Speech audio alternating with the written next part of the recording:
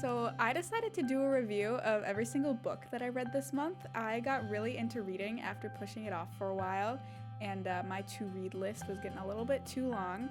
So I decided that I would just dive in head first and see what I could read, and I ended up reading 10 books this month. So let's talk about them. So the first book I read was Ghost World, and I gave it a 3.5. It's a very charming coming of age graphic novel about two girls growing apart. As someone who's just coming into adulthood, a lot of their conversations were just really relatable. The friendship was really strong on the outside, but it gets tested by all these kind of mundane things. But they're kind of surreal as well. If you've read it, you know what I'm talking about. There's a lot of weird shit in this, but it was a good warm up, especially as a short little graphic novel. It's like 60 pages. It got me back into reading. I really like the art style. It's like this kind of green, I don't know what you would call it. It's not full color, but I really like the art style. The characters, they were relatable, but I didn't really connect with them. I don't know.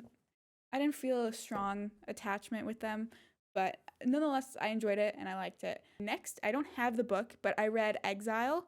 Give it 3 stars. It's the second book in Dritz's origin story. I read the first book in December, so I really enjoyed the first book. I wanted to finish out the trilogy. The second book, Exile, was probably my least favorite out of all 3 of them. If you don't know the story at all, it follows a dark elf or drow from D&D named Dritz. And Dritz, he isn't like all the other he's not like the other guys. He's, instead of being like conniving and inherently evil and chaotic, he's good and, you know, selfless and all these other positive things that you want in your hero. And it covers the story of him and his family, and he's trying to, you know, leave the evil parts of his family behind and make a new start for himself, which is a really good premise, and that's mostly what the first book and even the third book about. But the second book is kind of just about him running around in the caves. It has some really nice friendships. He meets a dark gnome called Belwar, who he actually has a history with for the first book. But anyways, spoiler alert for this book from like the 90s if you care. But they just have a really cute dynamic, and Belwar ends up staying behind in the Underdark when Dritz ends up going to the surface. And it was just a little bittersweet feeling. And I felt something when he left. And I really like the idea of the biggest thing, because Dritz is this amazing warrior, the only thing that he really struggled with in the Underdark was loneliness. And I thought that was a really interesting take by R.A. Salvatore. Instead of focusing on, what everyone would think, like, oh, we can't get food, he can't get water, you know, oh my God, there's big creature. They're just distractions for him. They don't really, bother him. It's the fact that he has no one, and he gets really sad. He's in the Underdark for like a decade on his own, and he just gets really sad. But yeah, for the most part, it's kind of just him running around in the Underdark back and forth, encountering stuff and then being lonely. So I don't know, it didn't really hit the same as the other 2 books. The best part was probably the Drow family drama. I really liked it in the first book, and I was glad to see it come back in the second book. There's tons of hierarchies and rules, and Lolth is the god that they worship, and she's kind of crazy. So it was kind of, I liked that dynamic, and it's probably the most interesting part of the second book, for real. But it was good enough. It was enjoyable. It held my attention enough. And then the next book I read was the third one, Sojourn. I don't know, I read it in the collector's edition. I didn't even pay attention to the names, but I gave it a 4.5. I really enjoyed the ending. I think it was probably the best out of the 3. It made me cry a couple times. It was a good book. And at this point in the story, Dritz has left the Underdark now, and he's on the surface. There's some more great friendships here. I forget his name, but Dritz ends up meeting like this ranger guy, and teaches Dritz all about how to be a ranger and how to survive on his own, since he's basically going to be alone his whole life. I mean, I think eventually there's later books where he's not, but at this point, everyone kind of assumes that Dritz is just going to be alone his whole life. So, but this book alone, I think, really made the whole series worth reading. And there's some really emotional moments in it that really hit home for me. So definitely worth a read. The next book I read was Children of Dune. I ended up giving it a 3.8, which is probably a little on the generous side. I'd probably give it a little closer to a 3. But there was quite a bit I liked about this, especially when I compare it to the second Dune book, Dune Messiah. If you haven't read any Dune, just skip ahead. Here's the time code. It's really, there's none of this will make sense to you, and it's going to spoil the first two books, so just skip ahead. Anyways, but this book, it breaks off from the original two stories, or the original two books, and instead of following Paul, it follows Paul and Chani's children, Leto and Ganima, I think is how you say their names. They're dude names. But the thing that's cool about them is, like Alia, Paul's sister, they're preborns, which means that they have all the memories of their ancestors, like in the back of their head, kind of almost their personalities as well, we kind of find out. And they're trying to deal with the choices that Paul made while he was emperor, which in the second book, we kind of realized that Paul's turned into like a weird theocratic, like dictator kind of weird thing of the universe. So it's kind of interesting getting a different perspective of all the political drama that we get in the second book. So I don't know, I like that side of it. There's a lot of political, religious, family drama, typical Dune fashion. That stuff's all done really well. I really liked seeing Leto and Ghani's understanding of the Dune world, and then kind of coming into this idea of them being preborn, just like Alia, having a fresh perspective that's void of Paul's rose-colored glasses tint of Arrakis and his actions on Arrakis was really refreshing, kept everything really interesting. Unfortunately, this book made the baffling decision to turn into like a superhero epic for the last third, and it just completely estranged me from this book. I was like, what the hell is going on here? The ending just goes completely off the rails. I really don't like what they did with Leto at all. And from what I've heard, he's kind of like a big part in the fourth book, which is why I maybe won't read the other ones. I don't know. But the first 2/3 of this book were way better than anything the second book did. And I really liked the first 2/3. I would say it would even be a 5. The first 2/3 of this book were super interesting. Just the ending made no sense to me. So, I mean, it made sense, but I didn't like it. So it just goes downhill. Anyways, this was we'll say 3.5. It's a little generous. We'll say 3.5. The next book that I ended up reading was Mistborn's The Final Empire. And when I tell you this book was good, I ended up overshadowing it with my next book, which I'll spoil, was Legendborn, which I loved. But this book was still really, really good. And I gave it a 5 because it deserves a 5. It definitely deserves a 5. I cried multiple times. When Ellen was introduced and they were flirting around, I was into it. And I mean, it's a kind of a big book. I'm getting used to them now after reading Dune, but it is so good. There's my dad recommended that I try Brandon Sanderson books, and I'm so glad that he did because I absolutely love Final Empire. I haven't read the rest of the series yet. I'm starting it today, so no spoilers. But The Final Empire, it follows Vin, who is this young girl. She's like a street urchin. She grew up on the streets with her brother. She's kind of a thug. She works with these criminal groups to kind of stay alive since she doesn't have any family. Her brother ends up abandoning her by the time we pick up with Vin. And then we just follow her on this journey to become like a total badass. It doesn't get to the point, and maybe in the later books it does, which I don't know. But my least favorite thing about these books is usually the heroes end up getting like crazy overpowered to the point that it's almost boring, and they have to just keep coming up with larger and larger threats that get more and more real, like unrealistic. But this does not do that, which I love. She's still a young girl. She's like, I forget, like 14 or something. Like she's very, very young. And it's a perfect balance of power and growth and learning. The magic system I really love. It's really creative. I've never really seen anything like it. It's got a pretty good structure, which I really like in magic systems when they're creative and they have like a rigid structure to how they work. It took me a little while to warm up to the book, actually. The first, I don't know, 100 pages or so, I wasn't really feeling it. But I did warm up to it, and it was really, really good. So the premise of the magic system is that there's 10 metals that can be ingested, and then these certain magic users, who are called allomancers, can then burn up those metals to do certain magical effects.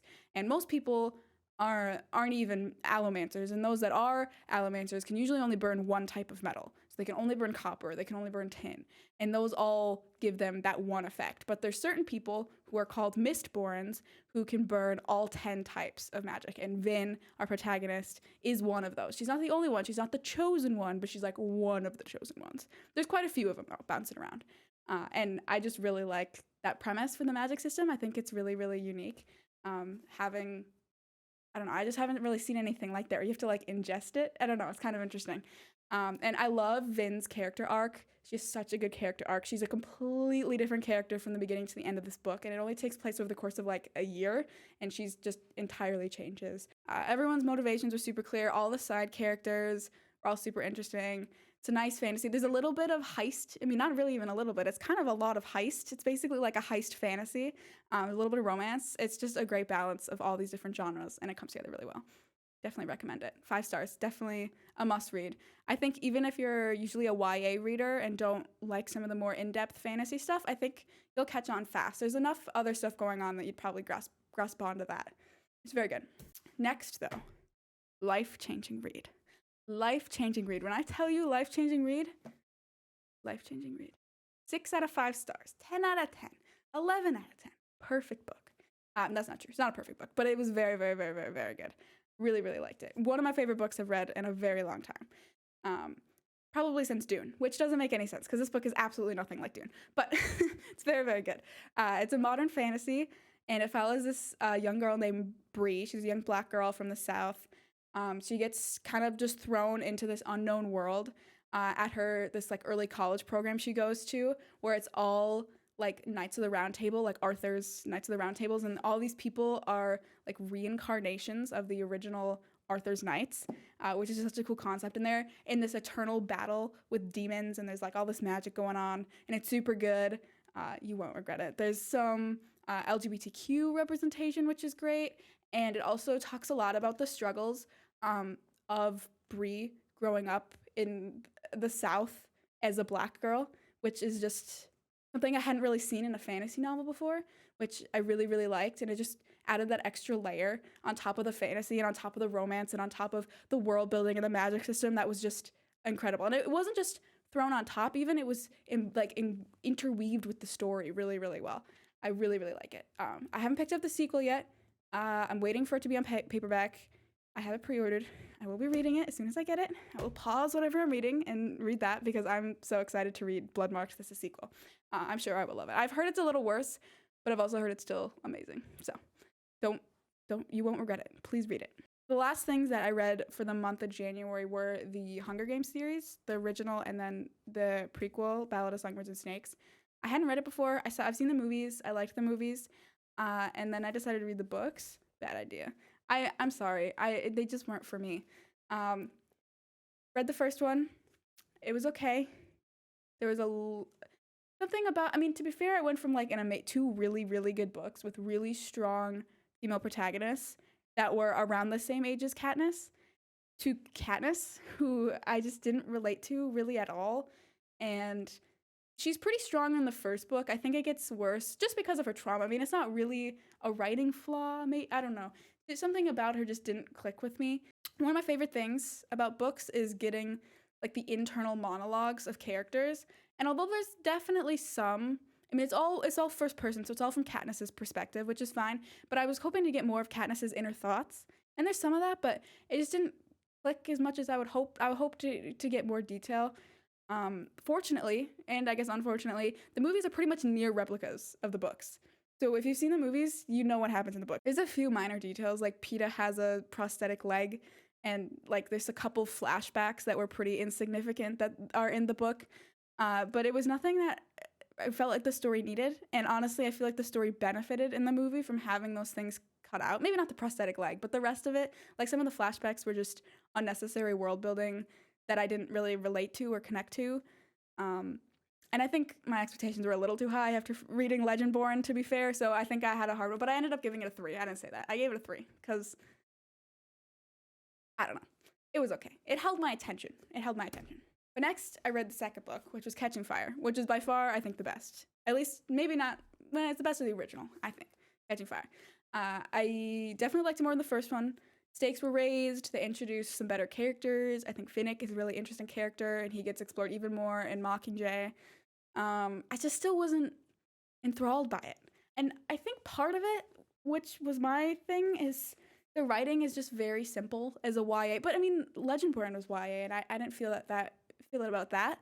But it's just it's a little too young, I think. I think it's maybe more geared towards 13, 14 rather than 19, 20, which is what I am. So I don't know. I wasn't feeling it. I gave it a 3.7. It was entertaining. It was more entertaining. But it was also, I think, more of just happening. The first one, it's really just the games. Where this one, there's the games and some other stuff going on. But it really picked up once they got to the games. And then the third book was a slog. The last third maybe of this book was rough to get through. I ended up giving it a 2.5. It just really didn't click with me. They're trying to do a lot of emotional stuff, which, spoiler alert for Hunger Games, Prim dies at the end, and I felt nothing. Katniss is just really lame in the book. Everything just keeps kind of happening to her. She doesn't really seem to have a ton of agency. The one thing she does is make that deal with the president to get the tributes or whatever. She's we're just so worried about Peeta that nothing else is happening. The love triangle, don't get me started on the love triangle. I felt nothing for either of them. The only reason I care about Peeta is because I like Josh Hutcherson, so I was cheering for Peeta because of the movie. But if I read this book in a vacuum, I don't think I would have cared about Peeta or Gale. Definitely didn't care about Gale. They're trying to establish this long-lasting relationship that Gale and Katniss have. And even though they keep showing it to me, I don't know why, but I just didn't believe it. It's I didn't believe that they had this long-lasting relationship. They talk about we hunt we're such a pair when we hunt, it's we know each other so well. I was I don't know. Like I said, Prim dying. They spent 2 pages on that. That was the entire catalyst for the entire series, was Prim potentially and probably dying in the Hunger Games. But then Katniss prevents that from happening by volunteering herself. But then Prim ends up dying, which should have been the last leg for Katniss. That should have sent her over the edge.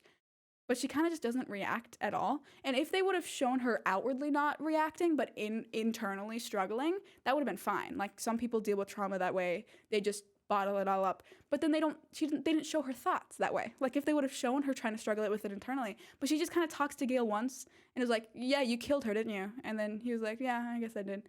And then that was it. I was what? This was your sister? What are you talking about?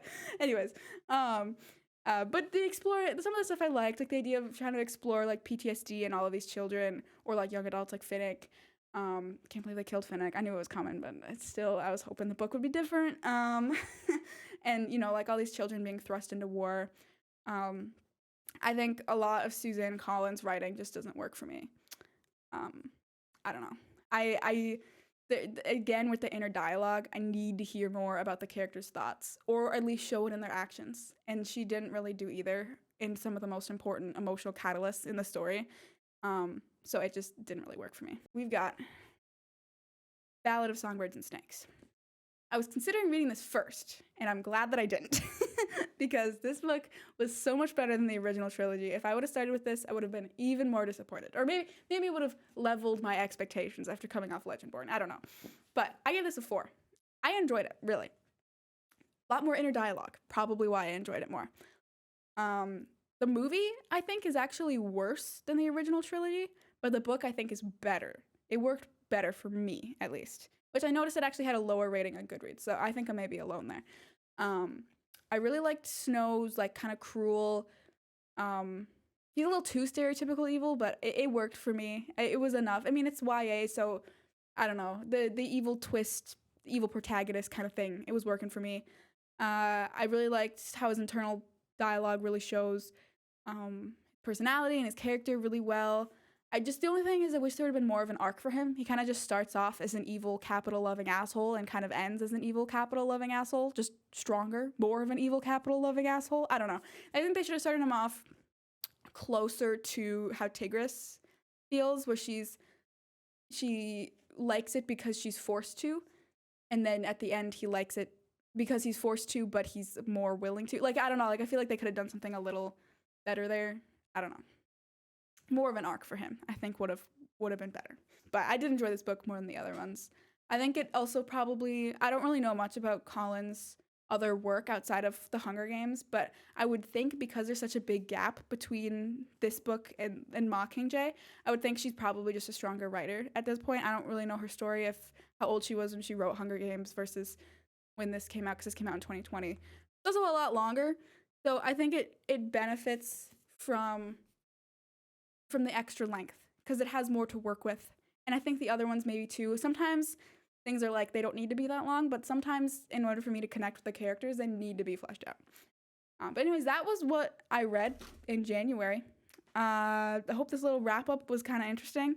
I'm going to kind of make these videos as a little bit of a diary. So instead of having to type up reviews for all the books, which I'm doing anyways to make a script, but you know what I mean.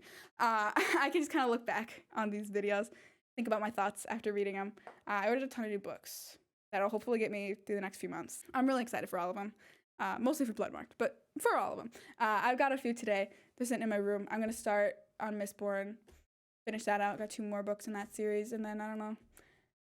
If you have any books recommendations, leave them down below. I'll try to read them. I'm always looking for new books. I like everything. I like sci-fi. I like fantasy. I like romance. Apparently not dystopian. I don't know. But I probably would if I read them when I was younger. I don't know. But I will do this again next month. And I'll see how much I read in February. So stay tuned. Thank you, everyone. Bye. Bye-bye. Bye now.